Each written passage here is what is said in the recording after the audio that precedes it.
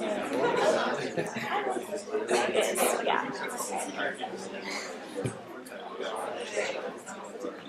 Hello, everybody. We're going to get started. Thank you so much for your patience.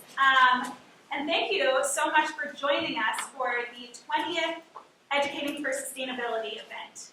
My name is Sophie Gollum. I work in the Office of Sustainability, and this is one of our marquee events, and we're really pleased to have you all here. And we are really thrilled to be welcoming our speaker tonight, Cynthia Malone, who will be giving her talk, Fear of a Black Planet, Scientific Racism in the Making of the Anthropocene.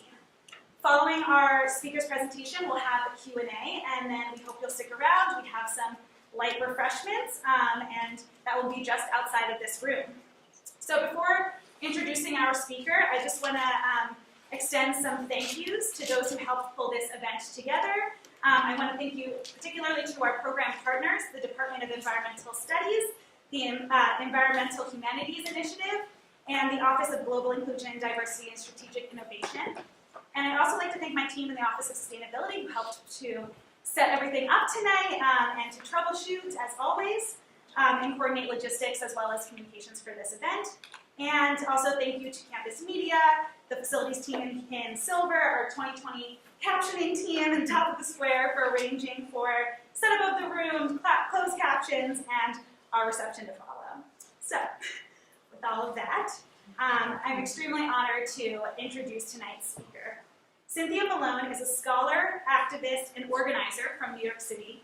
Following a decade of research on the conservation of wildlife and ecosystems globally, Cynthia is dedicated to abolitionist approaches to environmental stewardship and Black liberation. Her current research unpacks scientific racism in the applied and natural sciences and how Black people across the diaspora contest this racism in land-based struggle, scholarship, and music. Cynthia has been invested in political education and direct action organizing in the movements for Black lives since 2015. She is a member and former organizing co-chair of BYP 100's New York City chapter. In 2017, she was named one of Grist Magazine's 50 Fixers in recognition of her leadership in advocacy for equity and conservation and STEM. Cynthia holds a master's in conservation biology from Columbia University, where she worked with farmers in southwest Cameroon to understand conflicts with wildlife amidst the expansion of industrial oil palm plantations. She earned a Bachelor's of Science in Zoology and in Anthropology from the University of Wisconsin-Madison, where she completed an honors thesis on the nesting ecology of Bornean orangutans in central Kalimantan, Indonesia. Please join me in welcoming Cynthia Malone.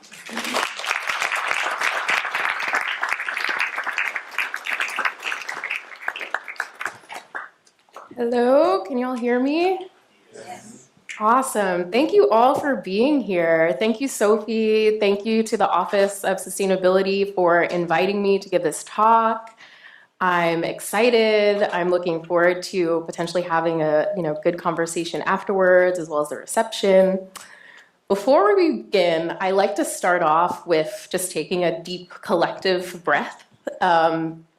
Partially for selfish reasons, but also to kind of get us in this space together. So just kind of take a deep inhale and exhale. Okay, cool, because we're going to move through a lot of concepts. So we're going to start, well, before we begin, I want to acknowledge the land that we're standing on. This is Lenape land that was stolen through forced removal, as well as the, built by, this land has been built up by, and its institutions have been built up by the enslaved labor of African peoples. So we have to begin there because that history continues on into the present. The past is in the present. Whoa.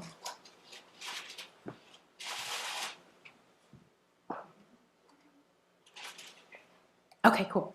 So we're going to start with kind of how we think about crisis and urgency. I think that's at the core of a lot of when we talk about sustainability and environmental issues as they connect to other issues is how we think about crisis and urgency, what we think of as unacceptable, what we think of as a problem, and how we address those problems, moving with a sense of urgency. So we're going to start from the beginning, the very beginning of time. I actually love thinking about geological time. I think it gives us a lot of perspective in thinking about humanity and how we came to be as a species. And thinking about, recently, planetary crisis, this term, the Anthropocene, has come out of thinking about the immense impacts that humans have had on the geology, the biology, the ecology, the atmospheric elements of our planet. And this has been so much so that geologists and scientists of different fields have come together to come up with this term, the Anthropocene, which describes human anthropos, change over time and these substantial impacts. So more than any other period in history, this works, it doesn't, from the Holocene, we can measure that humans have had a direct impact on the forces of the planet. Now, this act of thinking about the Anthropocene, naming it, framing it, and dating it, these are all political acts. And they're at the core of how we think about crisis, urgency, and apocalypse, the end of time, the end of the world, from a human perspective and on a planetary scale.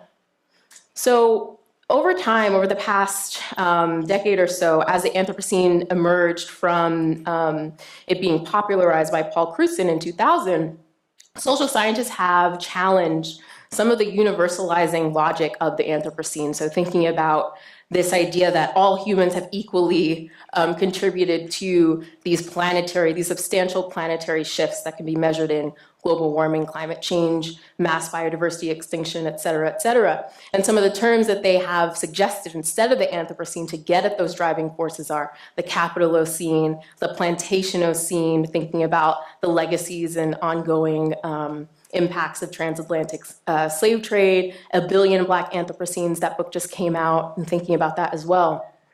And this tension is reflected in the proposals for the dating of the start of the Anthropocene. So in order for a geological epoch to be registered officially, there needs to be a start time.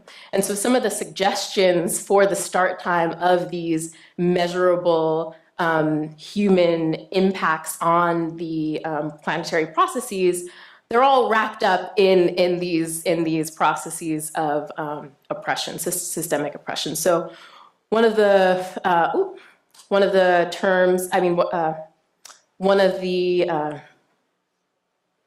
the words, or one of the proposed global boundary strata type sections and points is the Orbis spike. And this measures the drastic drop in carbon dioxide following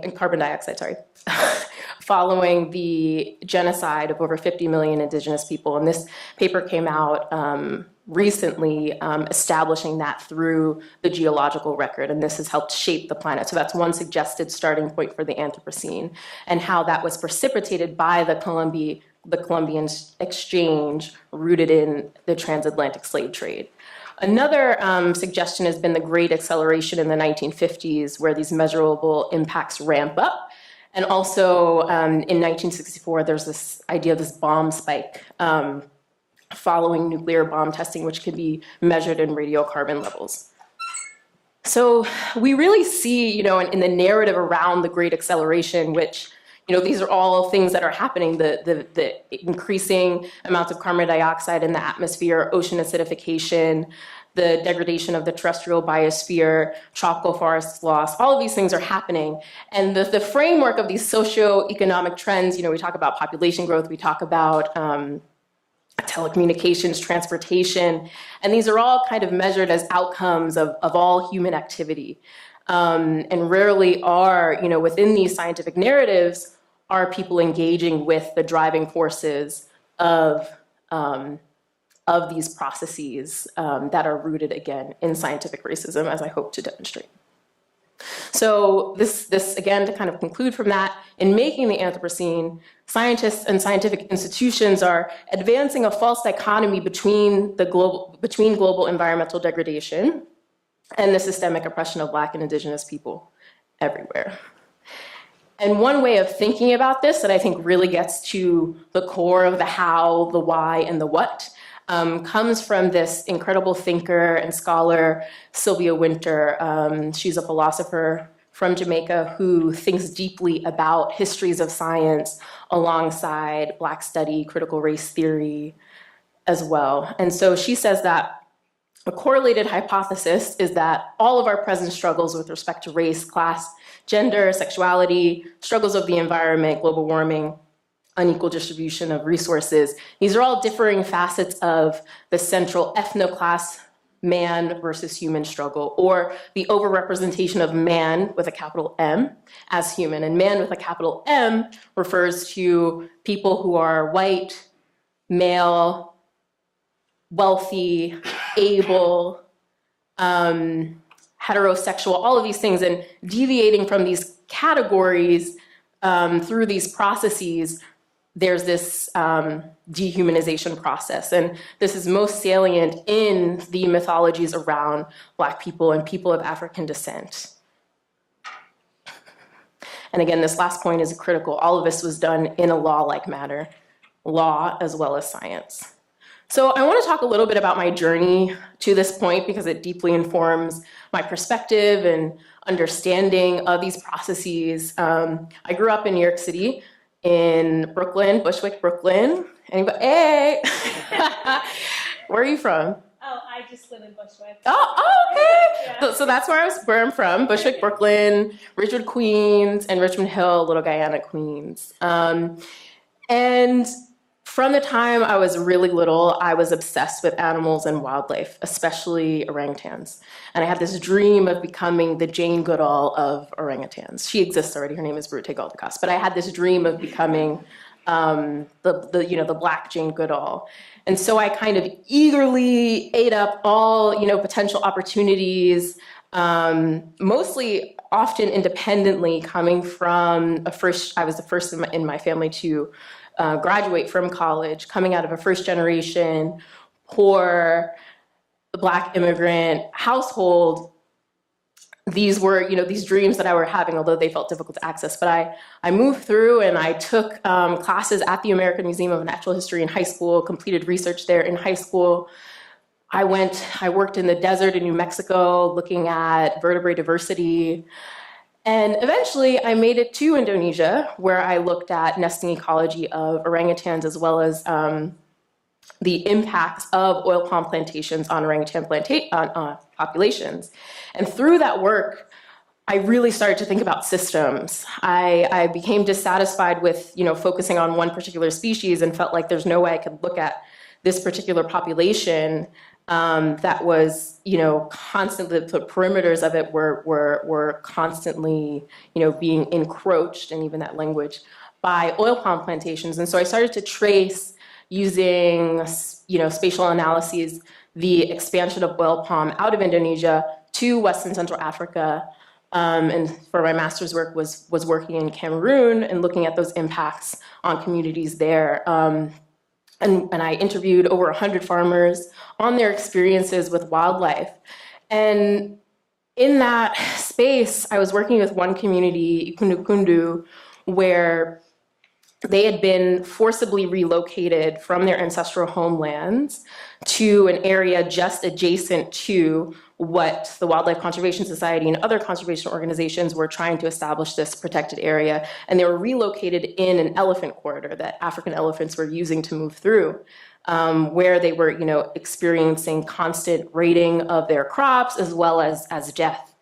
And they called the elephant, Paul Biya, who's the president of Cameroon's son, you can't touch elephants because people will be punished for that. So I really started to think about conservation and these protected areas as a form of colonialism, but also the ecological impacts of that as well, of conservation, both intentional and unintentional.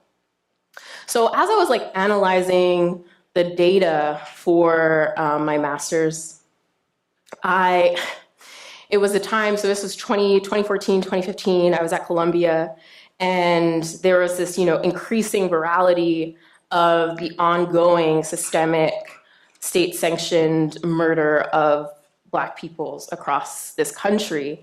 And in particular, the murder of Eric Garner and the non-indictment of his murderer, police officer Daniel Pantaleo, I felt like I couldn't continue on without, putting my mind and body in a space where I was confronting, the people who continue to murder Black people who are the police. And I have a lot of experiences that I won't go into on that. But it became increasingly clear as I started to organize more with Black Youth Project 100 in New York City, that these two spaces, conservation and, caring about Black peoples on a basic level, but really indicting the state and indicting the police, they were so irreconcilable. So I would try to have these conversations in the spaces that I was in, and it was constantly, well, if you care about justice, you shouldn't be in science. And that continued on. At the same time, I was working, managing programs in the Solomon Islands at the American Museum of Natural History, actually sitting across from where I sat in high school, and really came to some deeper understandings about the colonial nature of conservation on a global scale. And that, again, will inform where I'm going. So other, Black scholars and scientists have, dealt with this and continue to deal with this tension in our work. And Du Bois, as he was increasing, the depths of his sociological analyses, when he was in Atlanta, he came across the remains of Sam Hose, who was lynched in Georgia to a crowd of hundreds of people, and his remains were spread out throughout Atlanta. And he said, one could not be a calm, cool, and detached scientist while Negroes were being lynched, murdered, and starved, as well as, the impossibility of that. There was no demand for the work that he was trying to do, the scientific work that he was trying to do to understand these processes, and this intentional exclusion of trying to understand these ideas. So I want to think about scientific racism. There are so many ways that we could think about scientific racism. We could talk about it from a physics perspective, from a geology perspective. I'm going to speak from the perspective of human to non-human animal relations, and the circulation of scientific racism out of New York in particular. And one figure and example that's central in that history and present is the enslavement of Otabenga. And I call it enslavement despite, the Bronx Zoo not calling it that. But he was enslaved. He was taken by Dr. Samuel Werner, bought, purchased in the Congo, exhibited at world fairs, and was taken to the Natural History Museum here in New York, and then was put on display in the Bronx Zoo in 1906, and in a cage with an orangutan named Dohong. And hundreds of people came to see this spectacle of Otabenga in this cage. And I was watching a lecture, forgive me, I can't remember the name of the person who said it, but they said that the people who came to see Otabenga at the zoo were the same people who went to see lynchings. And I think that's an important connection to make, because this is not merely, a mistake from the past or an oversight. This is the enslavement of a human being, and the, in the pursuit of trying to establish this mythology that Black peoples are this missing link between great apes and humans. And that's very important to note. So William Temple Hornaday, who facilitated Otabenga being put on display, he was the first director of the Bronx Zoo, then known as the New York Zoological Society. He said, "I'm giving the exhibition purely as an ethnological exhibit." And this was, the popular discourse at the time. Eventually, Otabenga relocated to Virginia. He wasn't able to get back to the Congo, though he was desperate to do so. And in 1916, he died by suicide. And his death is on the hands of the Bronx Zoo, the American Museum of Natural History, and all of these institutions that continue to perpetuate scientific racism. So Madison Grant, who founded the Bronx Zoo, was one of the people who, was eager to have Ota Benga on display. I'm going to move through these key figures here. So Madison Grant, he advocated for the preservation of wildlife and natural resources, specifically for the preservation of what he termed the Nordic race. And his ideas helped shape the core foundation of the development of national parks in this country, including the National Park Act in 1916. He was anti-immigration. He helped pass, he was a lawyer, and he helped pass the Immigration Act of 1924, as well as the Anti-Miscegenation Racial Integrity Act in Virginia in 1924 as well. Co-founded the American Eugenics Society, following the eugenics conference at the Natural History Museum.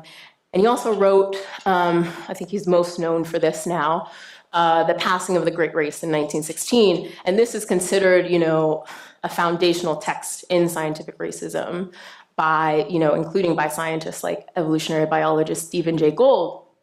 And in this text, he's advancing, trying to legitimize the forced sterilization and extermination of what he called worthless race types. And this text, shaped the development of Nazism and National Socialism. Hitler wrote to Grant in the 1930s to say, "This book is my Bible." And I think it's important here, as people are making connections with what's happening in our country and in the world now to the Holocaust. When, during the Nuremberg trials, this book was brought as evidence to show that within their logic, these ideas were not from Germany. They were from the United States. So that's very key, and we're going to get into that as well.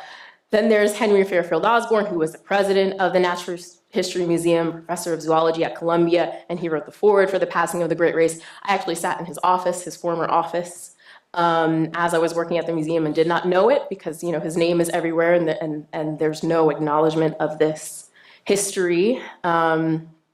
He formulated this theory called the Dawn of Man theory, which is a eugenics theory that says that there's this increasing intelligence as you move towards whiteness, towards white men in particular. Then there's Theodore Roosevelt, whose statue is outside of the American Museum of Natural History, that his father founded. And he was a staunch eugenicist as well, and said, and also made, connections to criminality and non-white people. And this is all, I say all this to say that these people were part of acclaimed international networks of scientists, politicians who were advancing scientific racism as a legitimate thing. And they weren't, they weren't ostracized from society. I think that's very important to note as, people attempt to rewrite that history. And they were shaped by the social context of New York City and its histories, in racism and indigenous genocide. So also, Grant, Osborn, and Roosevelt, they weren't the first.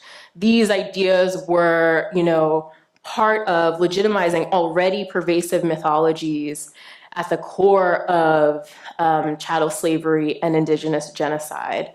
Also, scientific racism is not, it's not just race, it's gender and sexuality constructs as well. So before Ota Benga, there was Sarah Bartman, who was exhibited throughout Paris, and her remains, stayed at the Hall of Man in France for, I think, decades. And Georges Cuvier, he dissected her body and compared it to an orangutan. Only recently, in the past decade, I think so, that her remains were returned to the Eastern Cape of South Africa, where she's from and where she was taken.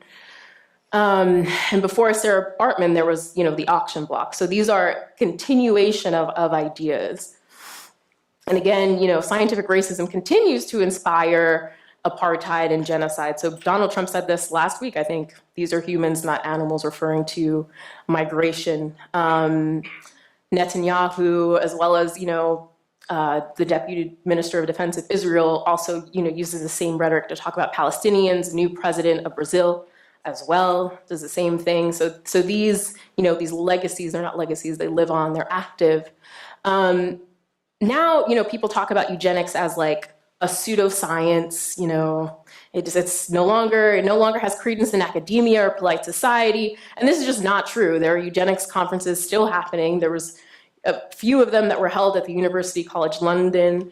Black people in popular culture, in media, all the time are still called monkeys. So last year there was this controversy with H&M and this young Black boy who, was wearing this sweatshirt, coolest monkey in the jungle, juxtaposed to a young white boy who was wearing a shirt called jungle survival expert. So, which caused, people in South Africa especially to, organize against H&M in perpetuating that logic.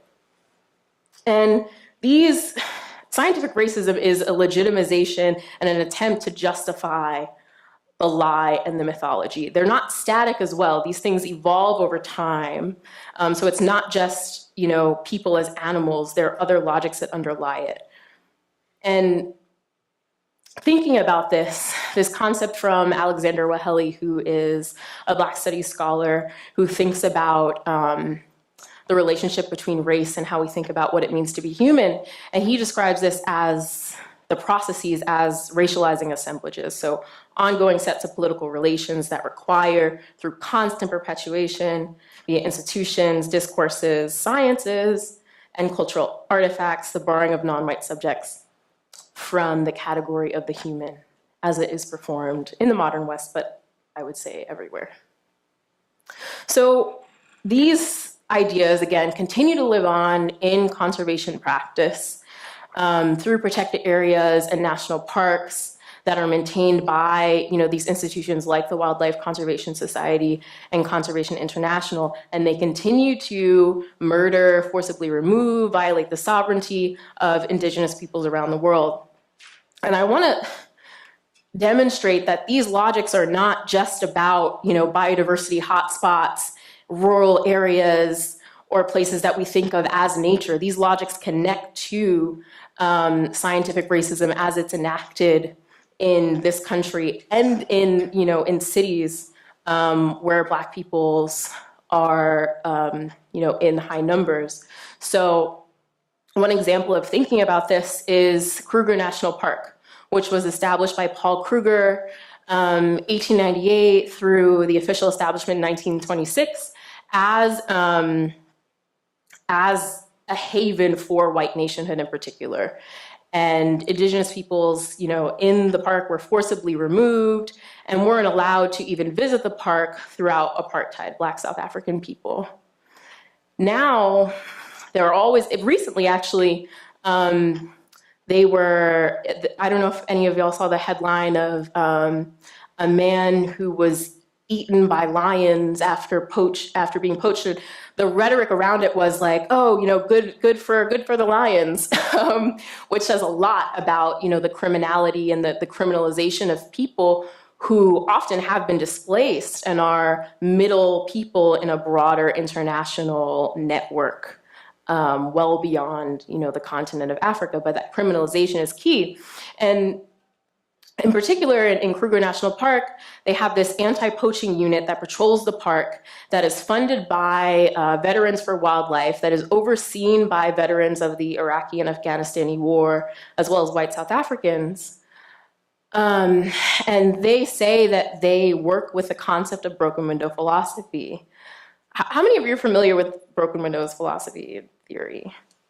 Okay, so I won't go into it in too much depth, but basically it says that signs of crime and disorderly behavior perpetuate further crime and criminal behavior. And it was enacted in New York City by Rudy Giuliani, by Bill Bratton, the police commissioner in New York City. It was enacted in disorderly conduct policy as an extension of the Black codes of slavery that said, being Black and being, in a group of more than 3 people, you were considered a gang, as well as basic restrictions on mobility. So if you look at fare evasion, as they put it, and people just trying to move throughout the city, and and this program of stop and frisk, this all comes from broken windows philosophy and theory, and these same logics are being deployed in protected areas throughout the world and in South Africa.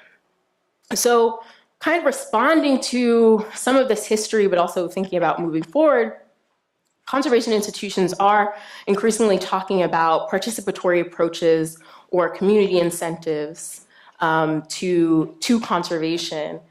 But that is not the same and not a replacement for and completely inadequate for what I think needs to happen, which is the independent leadership and sovereignty of over land resources and ecosystems of the people who originally stewarded the big charismatic megafauna that people go there to see. There wouldn't be African elephants and giraffes and all those things in Africa if there weren't, African people stewarding them over generations, and that is intentionally lost.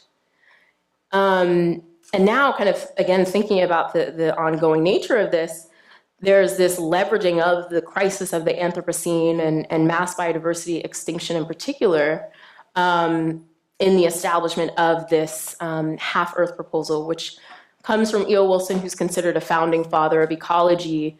And he says, that this would be to dedicate fully half of the surface of the Earth to nature, which is just incredible, an incredible thing to say. And by dedicating half the surface to nature, he's talking about protected areas in particular, without contending with these histories and ongoing violent practices.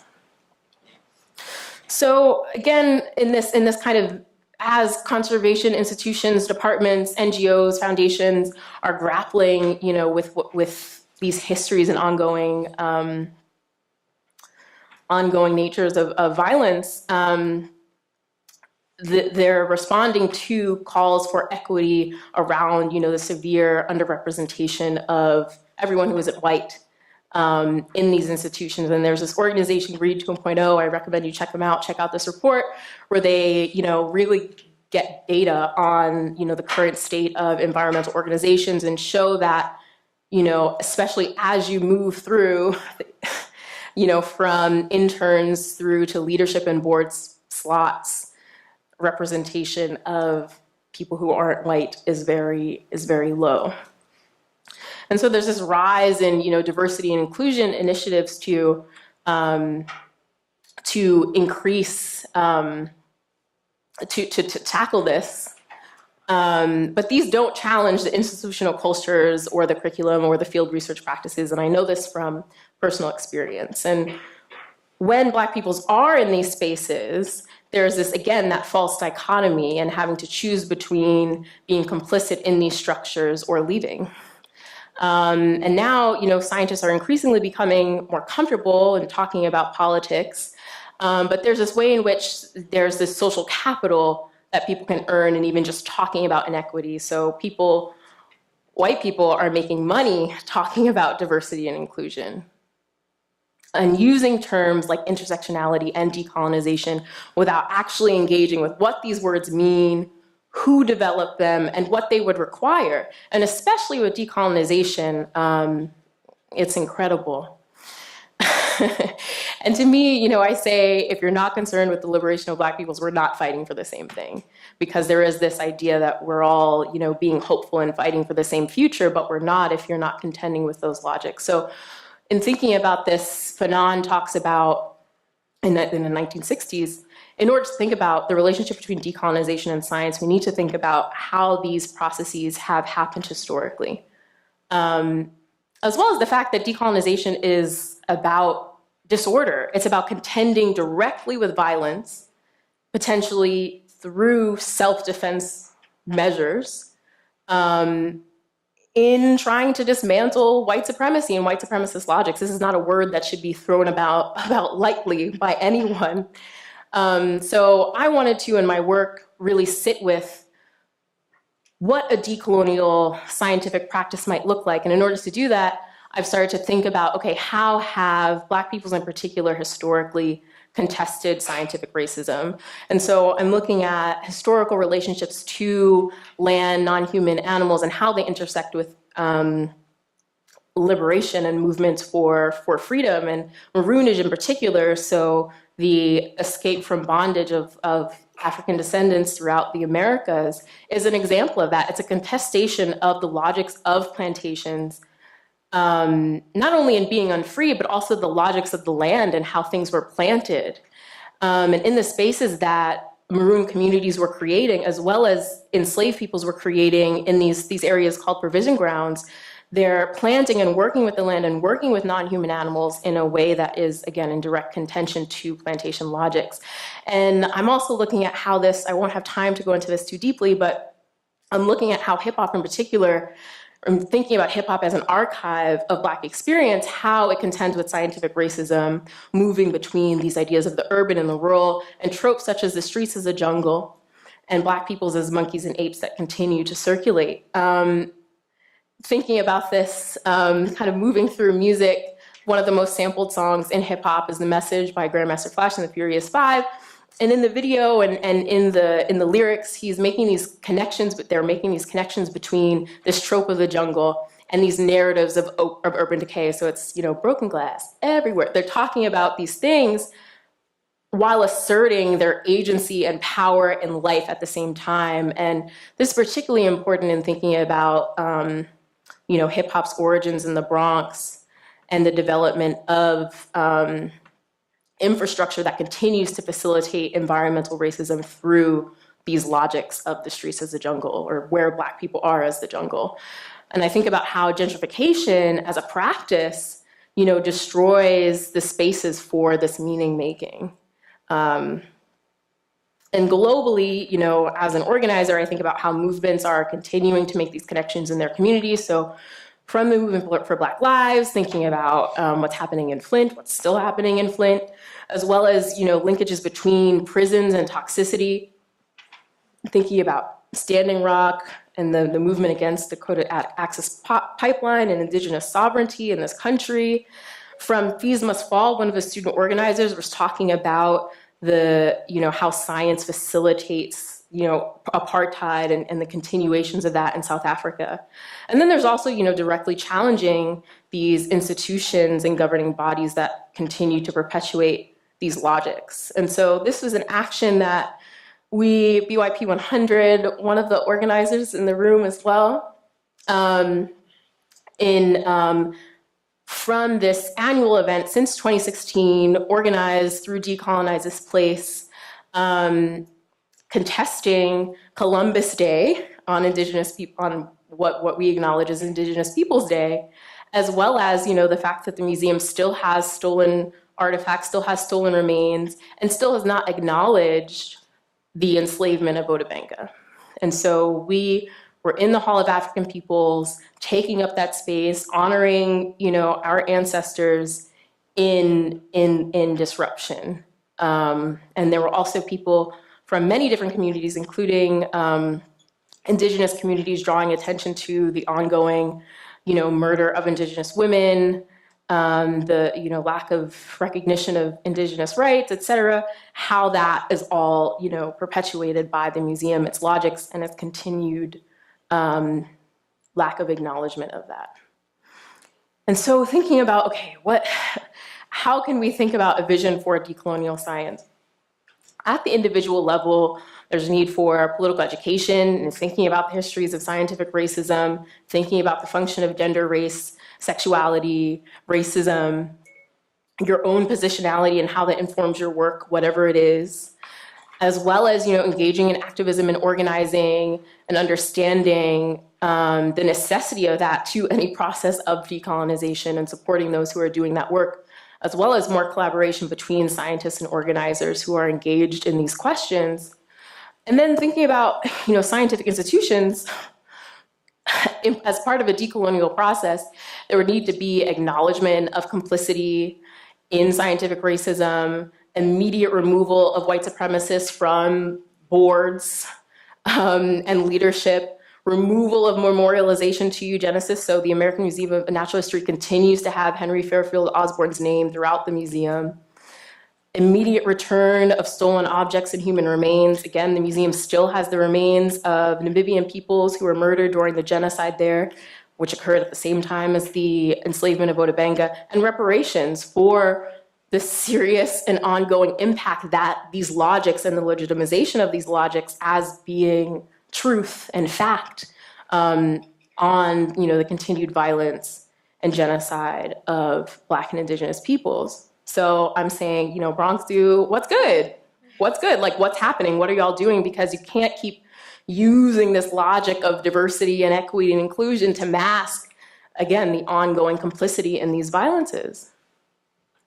There needs to be a redistribution of power and financial resources to Black and Indigenous peoples for explicitly decolonial science institutions that are rooted in thinking about old and new ways of engaging with environmental stewardship, human, non-human animal relations, and scientific practice that are also directly concerned with the well-being and liberation of our people. Also learning from the resilience and adaptation of Indigenous communities around the world to global environmental change. This is critical for our survival as a species on this planet and changing climate. As well as continuing, education and organizing against unsustainable resource extraction, fossil fuels, et cetera. I just want to end with this point that, thinking about decolonization of science and scientific institutions is great, but not possible without the decolonization of the state, the abolition of the police and prisons that continue to be a detriment to planetary health, the machineries of racial capitalism, and to get back to Sylvia Wynter, ending the overrepresentation of man as human and thinking about what it means to be a human on this planet in this current geological epoch in ways that foster liberation. That's it.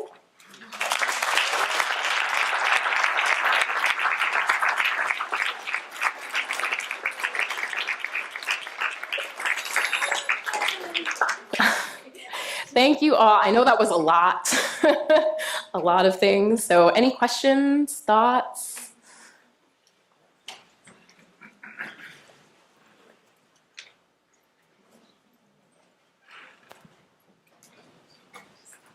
If you don't mind sharing your name and any pronouns before you ask your question, that would be great. Okay. My name is Boris Lazar. I'm a teacher at middle school in Bronx. I just had a question about, you mentioned that the conservation organizations are sort of the enemy of Indigenous people. Can you talk, is that the sole viewpoint, or is there an alternative where they're also protecting the environment and work hand in hand with Indigenous people? Is there middle ground there? Sure. I mean, I didn't say that they were the enemy of the people, though I guess you could deduce that. I think that it's more the logic of institutions that are coming predominantly from the United States, Europe, as well as Australia. And even when they do work with Indigenous and local communities, it's working with. This is not their land. These are not their resources.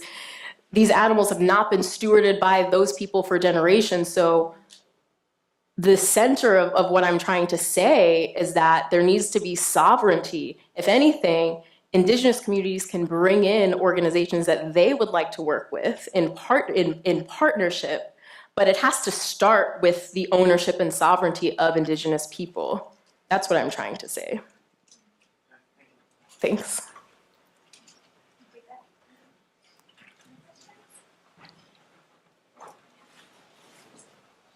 I think I can speak loud enough. Okay. Is that, yeah? Well, maybe just in case Yeah, for anybody who Thank you. has trouble. My name is Christina. I go by she, her, hers. And this is a personal question, so feel free to delve in as much as you'd like. But you worked in conservation, and at some point did you feel like an internal struggle of working in conservation, but also witnessing and experiencing what you did when you were abroad? Yeah. Yeah, and I think at some point it felt very, and it still feels very irreconcilable. When I think about the passion and love that I have for understanding, the ecological and biological processes of ecosystems and ecology, in order to even get to a place of deeply studying those relations, these institutions have a monopoly on accessing, even, you know, if I were to want to study orangutans again, or if I were to want to study gorillas or chimpanzees, there's almost this ownership of these species. So I have no answer for that. I'm trying to think through how can we do things differently out of understanding the violence, but also out of, like, I say all the time, if there wasn't white supremacy, I would be studying orangutans. But currently, as things exist, it's very difficult or impossible to do that in a way that's not complicit in the violences of these institutions and their logics and ways of studying of animals. So yeah, it's been difficult. It's been really difficult. And I hope that, you know, again, through some of these collaborations between scientists and organizers, my own work engaging with Black study, I can come to a more comfortable place, even for myself, in thinking about that. Thank you for that question as well. Thank you for your efforts.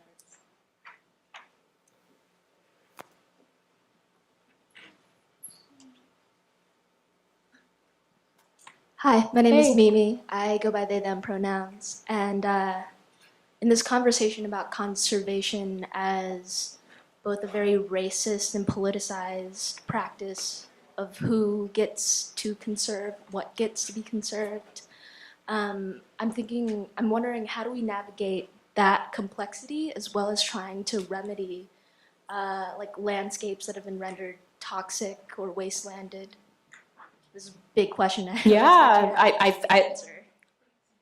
thank you. I think that that's at the core of thinking about how we will survive, you know, as a species. The planet's going to be fine. Thinking about how we're going to survive as a species, as well as, you know, certain species and biodiversity that you know, that is more vulnerable. I kind of, you know, I'm thinking about that in these supporting existing and new institutions that are led by Black and Indigenous peoples, where we can really grapple with the how of that, and thinking about you know, how to do things differently.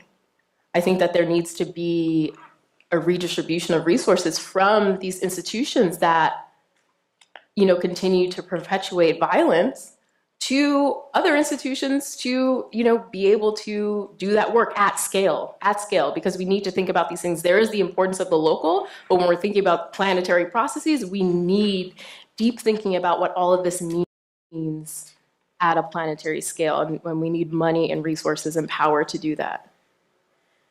I don't think I really answered your question, but I don't think I can. Thank you Leo? anyway. Thank you.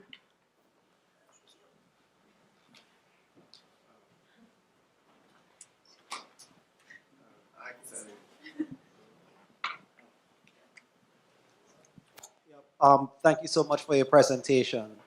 Your work is so important. And I hear your concern in terms of addressing the histories and current practices of these international organizations. Do you think the approach is really to confront these organizations, or are there more structural or systemic concerns that we need to address? The reason why I ask this question is that in my experience, when I'm dealing with biologists, they've never really done the anthropology, the sociology. They've been biologists for a long time, and as you said, you also admitted, they might have been a biologist in their mind since they've been a toddler. You know, so they grew up knowing that they were going to become an ornithologist or an orangutan. So, you know, this is very foreign to them. So my question is more if it's not an issue of how we educate and the systems that have brought the contemporary players, so to speak, and if that is not at least a part of the way forward in terms of rethinking about the more basic levels of how people in the sciences are educated in terms of addressing some of these concerns. Because I would imagine that kind of presenting this to a hardcore biological audience, that they would so not get it, so to speak. Thank you, Dr. Douglas, for your question.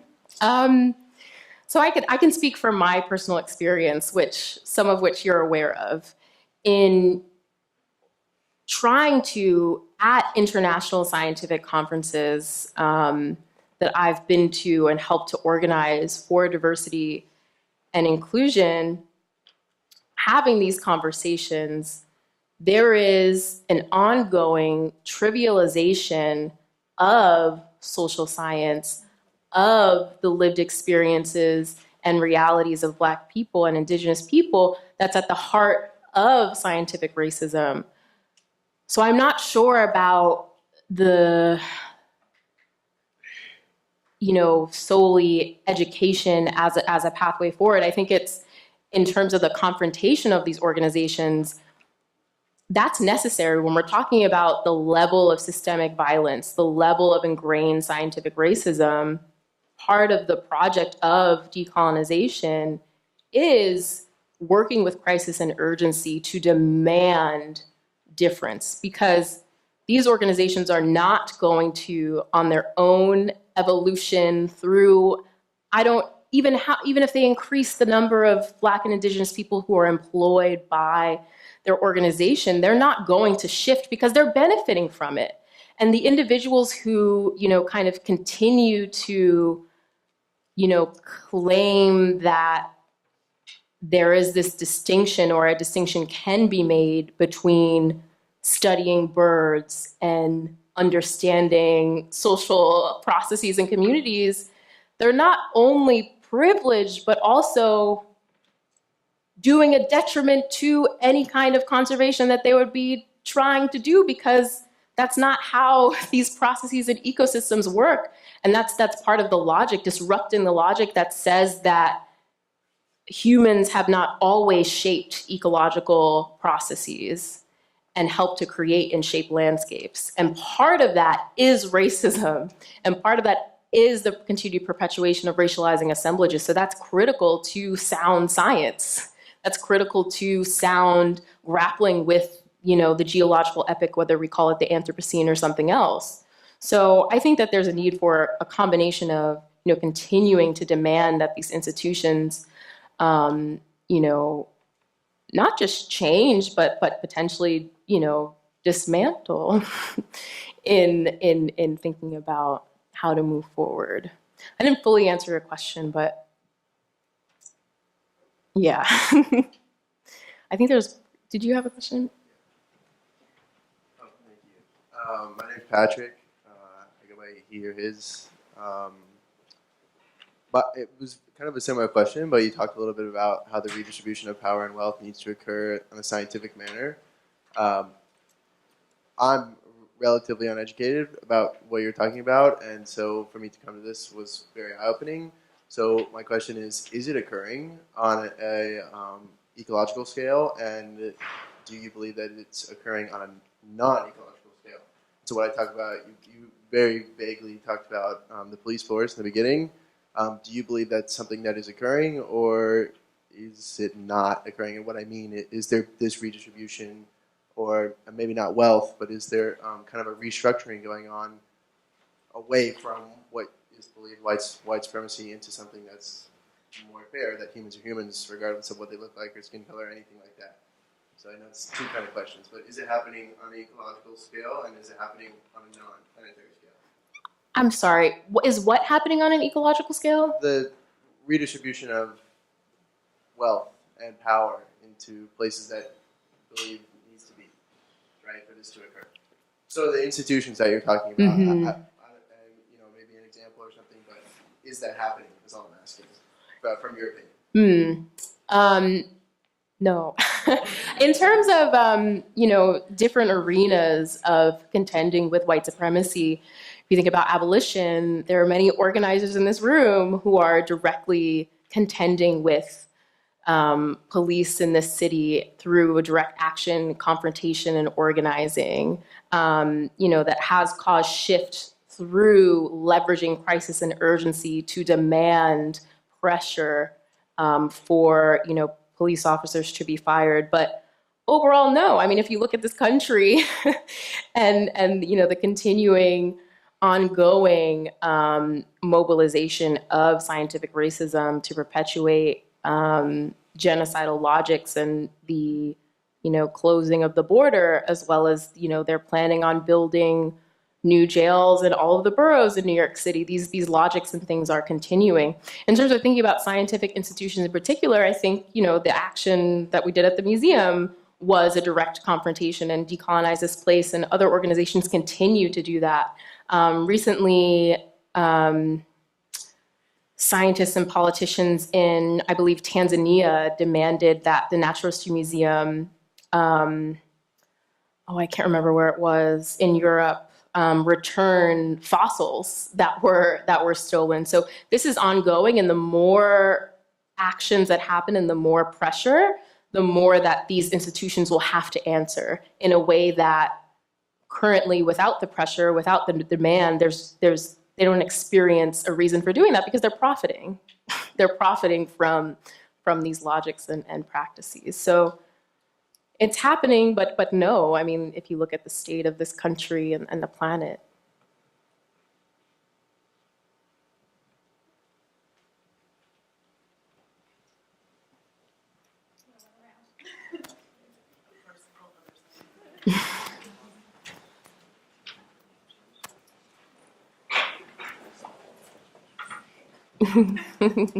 Hi, my name is River. First of all, thank you for this talk. It was really, really great. I got so much out of it. And I have an admittedly very selfish question. Okay. So I am an environmental educator. I teach kids all over the city about nature and conservation and getting outside and exploring the wilderness in their neighborhoods. And I also, in my volunteer time, hold leadership positions in 2 professional organizations for my field. And I see the work, and I'm white, and I see the work that I do as bridging or bringing some of this information into those organizations. And that has been the work that I've been doing for the past couple of years. And I see that, because it's volunteer, it's not paid, these are relatively small organizations. Am I too optimistic in thinking that that is the work that I should be doing, or should I be passing the baton on to other folks to take these leadership positions? Or because they're volunteer, because they're not paid, is that valuable work for a white person to be doing in this field? Well, I'm not going to tell you what to do.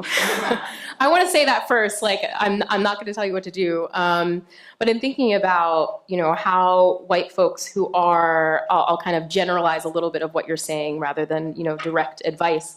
Thinking about white folks who would like to be allies in, contending with scientific racism. I think, it's seriously grappling with the everyday moments of these logics and how they show up in society and how you're reacting to them, alongside Black and Indigenous people. So when somebody says something racist, what are you doing?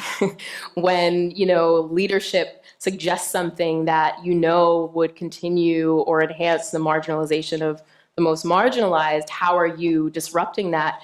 And I think that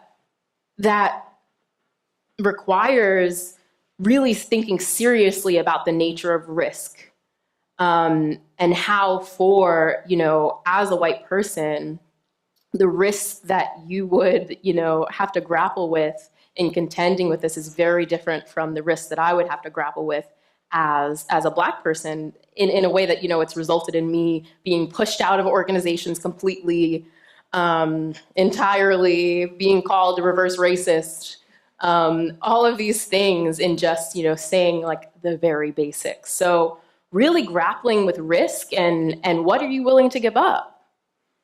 What are you willing to give up? And not just in, environmental institutions, but thinking about,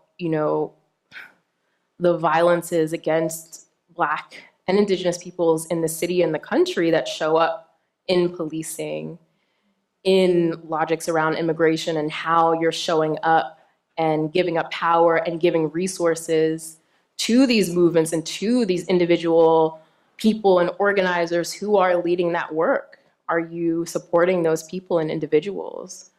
Are you putting not just, your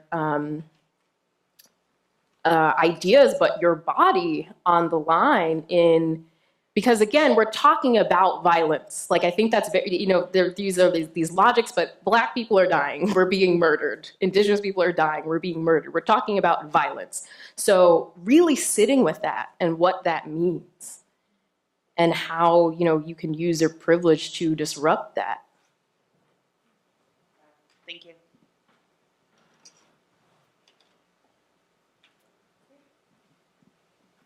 Hi, my name is Danica, and I go by she, her, hers pronouns.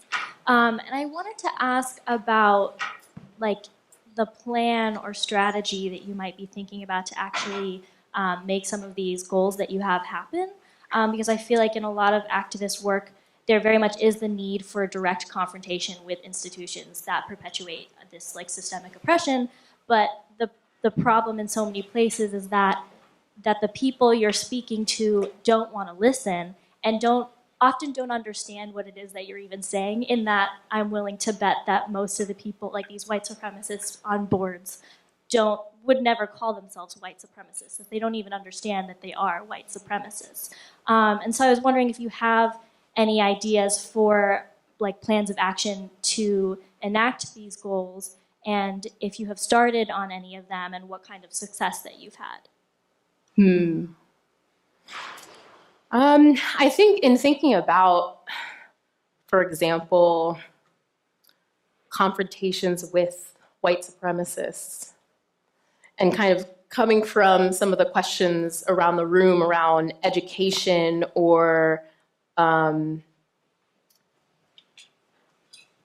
developing a plan or a logic, again, we're talking about violence. And so I'm personally not interested in engaging with white supremacists outside of self-defense or, dismantling their institutions and their power. I have no interest in engaging with white supremacists or trying to educate them or teach them anything.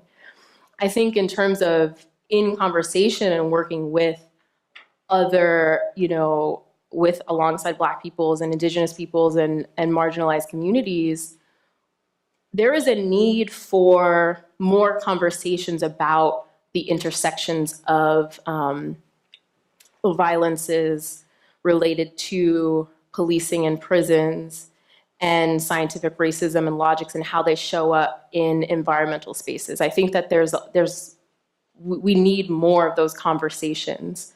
I have no plan. I have, these ideas and suggestions. I think that something that has really helped me in thinking about that is going back into history and the work that I'm doing and looking at maroon communities and how people contested those logics in the past in ways that, were directly contending with the violences of white supremacy. Yeah,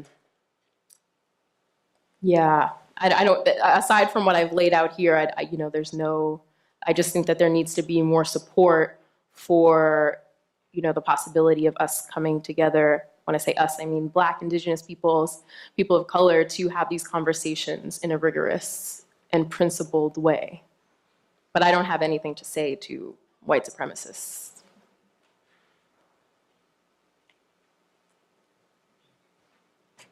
Take one more question if anyone has.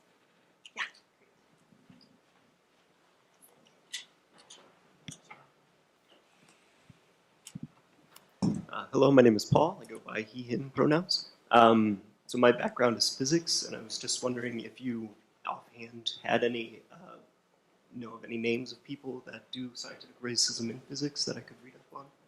Yeah, thank you for that question. So there's this really wonderful Black physicist by the name of Chanda Prescod, Chanda, Prescod, Prescod Weinstein, Weinstein.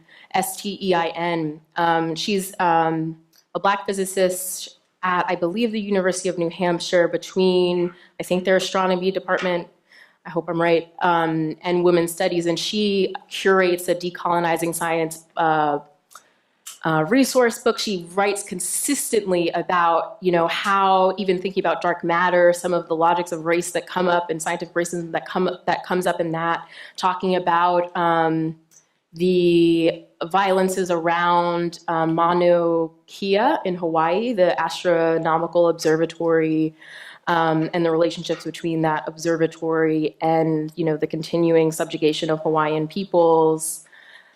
Yeah, so I recommend her. I don't know of many other people outside of her. I know she's one of very few Black women in physics, but she does a really great job. She's on Twitter all the time, and yeah. Thank you. You're welcome. Well, thank you so much, Cynthia. Thank you all.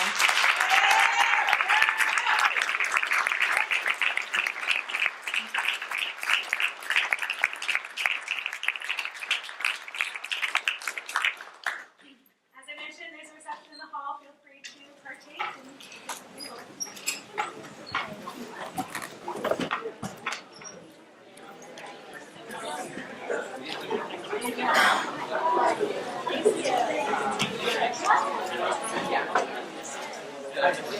Hi. Thank you so much.